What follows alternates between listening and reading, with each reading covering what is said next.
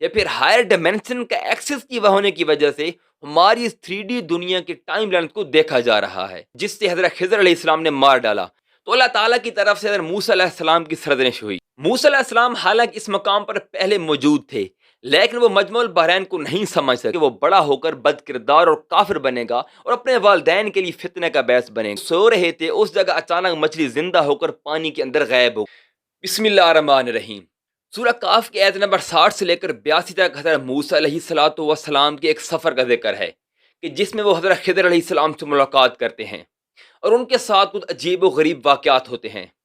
ان کی تفصیل انشاءاللہ آگے آئے گی۔ حضرت موسیٰ علیہ السلام حضرت خضر علیہ السلام کی ملاقات کیوں اور کیسے ہوئی، پہلے اس کو سمجھ لیتے ہیں اور اس سارے واقعے کو قرآن شریف اور احادیث کے مفہوم کی روشنی میں موٹے طور پر دیکھ لیتے ہیں۔ اس کے بعد انشاءاللہ اس کا تفصیلی جائزہ لیں گے۔ بخاری شریف کے حدیث نمبر 122 کے مفہوم کے مطابق ایک دن موسیٰ علیہ السلام خطبہ دے رہے تھے کہ آپ سے ایک شخص نے سوال کیا کہ کیا اس زمین پر آپ سے بڑا کوئی عالم موجود ہے؟ تو موسیٰ علیہ السلام نے جواب دیا کہ نہیں۔ ظاہر ہے وہ اللہ کے نبی تھے اور روئے زمین پر اللہ کے نبی سے زیادہ کوئی شخص علم نہیں رکھتا، تو انہیں یہ گمان ہوا کہ چونکہ وہ اللہ کے نبی ہیں تو ان کے پاس اس وقت سب سے زیادہ علم ہوگا۔ تو اللہ تعالیٰ کی طرف سے حضرت موسیٰ علیہ السلام کی سرزنش ہوئی اور انہیں بتایا گیا کہ ان سے بھی زیادہ علم رکھنے والی کوئی شخصیت موجود ہیں۔ تو حضرت موسیٰ علیہ السلام نے ان شخصیت سے ملنے کی خواہش ظاہر کی، تو اللہ تعالیٰ نے انہیں کہا کہ ایک مچھلی اپنے توشہ دان، مطلب ایسا بیگ یا باکس جس میں سفر کے دوران کھانا وغیرہ رکھا جاتا ہے، اس میں رکھو اور سمندر کے کنارے چلتے رہو اور 2 سمندروں کے ملنے کی جگہ پہنچو، جہاں کہیں وہ مچھلی گم ہو جائے، مطلب زندہ ہو کر کہیں غائب ہو جائے، تو وہاں وہ شخص یعنی خضر علیہ السلام آپ کو ملے گا۔ موسیٰ علیہ السلام اپنے ساتھی حضرت یوشع بن نون علیہ السلام کو لے کر نکل پڑے اور یوشع بن نون علیہ السلام کو تاکید کی کہ جب تک 2 سمندروں کے ملنے کی جگہ پر نہ پہنچ جائیں اس وقت تک ہم نہیں رکیں گے۔ جب کافی سفر کر چکے تو ایک جگہ پہنچ کر ایک چٹان کے ساتھ ٹیک لگا کر سو گئے، تو اس دوران وہ مچھلی زندہ ہو کر اس تھیلے سے نکل کر پانی میں غائب ہو گئی۔ مچھلی کا پانی کے اندر غائب ہونا یوشع بن نون علیہ السلام دیکھ رہے تھے، کیونکہ وہ موسیٰ علیہ السلام سے تھوڑا جلدی جاگ گئے تھے۔ یوشع بن نون علیہ السلام دیکھتے ہیں کہ ان 2 سمندروں کے ملنے کی جگہ اچانک ایک عجیب طریقے سے راستہ کھولتا ہے اور مچھلی اس راستے سے غائب ہو جاتی ہے۔ اس میں موسیٰ علیہ السلام سو رہے تھے تو یوشع بن نون علیہ السلام نے انہیں جگایا نہیں، اور جب وہ سو کر اٹھے اور دوبارہ سفر کرنا شروع کر دیا تو اس دوران یوشع بن نون علیہ السلام یہ واقعہ بھول گئے، اور کافی سفر کرنے کے بعد جب موسیٰ علیہ السلام کو تھکان محسوس ہوئی اور بھوک بھی، تو انہوں نے یوشع بن نون علیہ السلام کو کہا کہ کھانا لاؤ تاکہ بھوک مٹائی جا سکے۔ اسی بیان کی گئی حدیث کے مفہوم کے مطابق آپ صلی اللہ تعالی علیہ وسلم فرماتے ہیں کہ جب تک آپ یعنی موسیٰ علیہ السلام مجمع البحرین تک نہیں پہنچے تھے تب تک آپ کو تھکان محسوس نہیں ہوئی تھی، اور جیسے ہی مجمع البحرین کے مقام سے آگے گئے تو آپ کو تھکان محسوس ہوئی۔ اس وقت سورہ کاف کی آیت نمبر 63 یعنی 63 کے مفہوم کے مطابق حضرت یوشع بن نون علیہ السلام نے حضرت موسیٰ علیہ السلام کو بتایا کہ جس جگہ وہ سو رہے تھے اس جگہ اچانک مچھلی زندہ ہو کر پانی کے اندر غائب ہو گئی اور بڑے ہی عجیب طریقے سے غائب ہوئی۔ وہ کہتے ہیں کہ اچانک مچھلی میں حرکت پیدا ہوئی، وہ اس تھیلے سے نکل کر سمندر میں چلتی بنی اور اس سمندر میں ایک راستہ بنتا گیا، اور وہ راستہ ایسے تھا جیسے پانی کے اندر ایک محراب سی بن گئی ہو، مطلب ایک دروازے کی طرح پانی کے اندر ایک پورٹل کھل گیا اور مچھلی اس پورٹل کے اندر غائب ہو گئی۔ بخاری شریف کے حدیث نمبر 122 کے مفہوم کے مطابق جب یوشع بن نون علیہ السلام نے حضرت موسیٰ علیہ السلام کو سارا ماجرا سنایا تو موسیٰ علیہ السلام نے اپنے ساتھی سمیت اپنے پاؤں کے نشانات کو دیکھتے ہوئے واپس اسی جگہ پر پہنچے جہاں مچھلی غائب ہوئی تھی، یعنی مجمع البحرین کی جگہ۔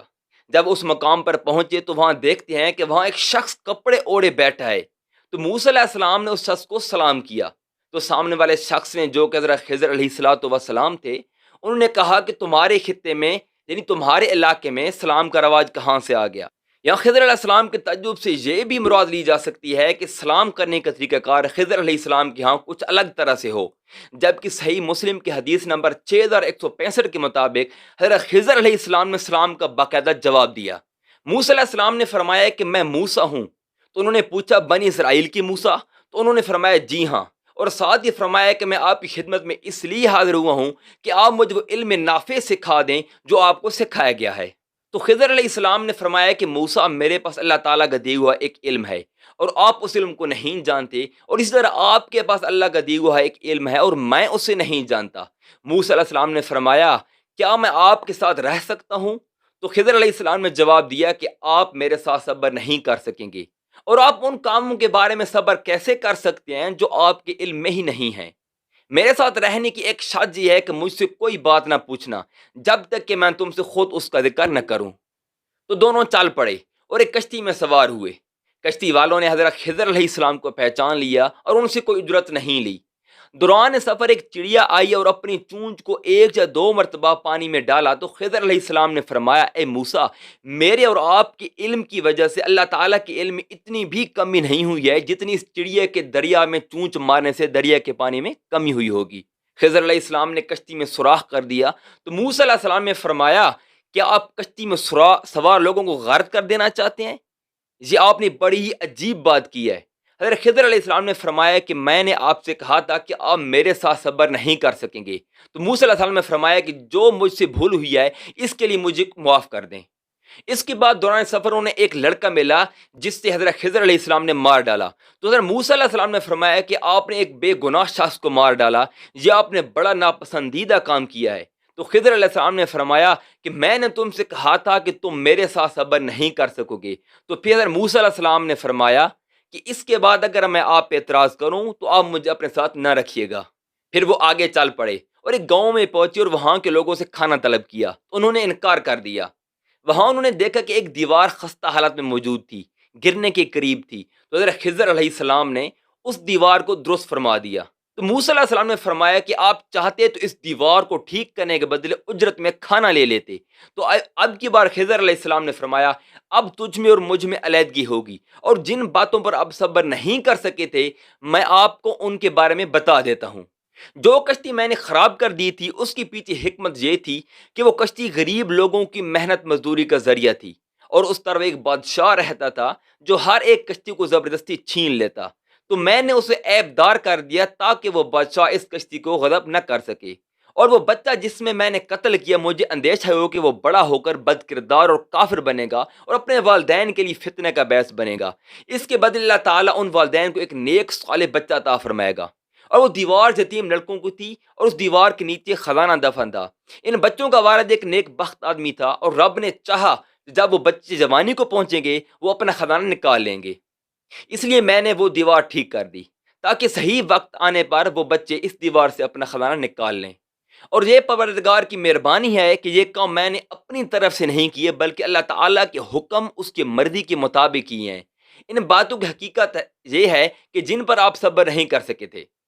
یہاں آپ صلی اللہ تعالی وسلم فرماتے ہیں کہ اللہ تعالیٰ موسیٰ علیہ السلام پر رحم کرے، اگر انہوں نے صبر کیا ہوتا تو ہمیں اور بہت کچھ معلوم ہو جاتا۔ اب اس پورے واقعے کو انالائز کر کے پوری تفصیل کے ساتھ دیکھ